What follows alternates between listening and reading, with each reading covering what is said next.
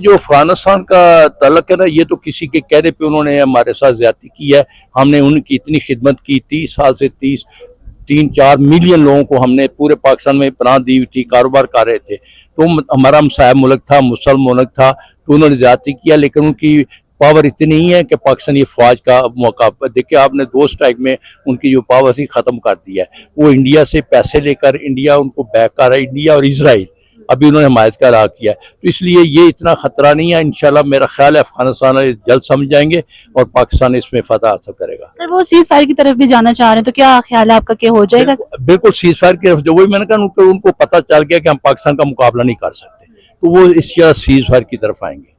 अच्छा, ये बताइएगा, ईरान और इसराइल के दरमियान कशीदगी चल रही है, तो कितना आप क्या समझते हैं, कब तक ये चलेगी? ये जितनी देर चलेगी अमेरिका और इसराइल के नुकसानदेह है। दुनिया के लिए मुआशी, इस पर डायरेक्ट इसकी मुआशियत पे असर पड़ा है, क्योंकि 20-25% ऑयल जो है वो बहरा हुमज़ब से गुजरता है और वो उसकी सप्लाई नहीं रहती, चाइना इफेक्ट होता है। तो मेरा ख्याल नहीं है कि दुनिया इसको ज़्यादा देर तक चलने देगी। लेकिन पहली जो हमला हुआ है ईरान, उसने इसराइल और अमेरिकन के, उसमें तो उनकी पसपाई हो गई है। उनको वो मकसद हासिल नहीं हो चुके सिवाय उनकी लीडरशिप को कत्ल करने के लिए।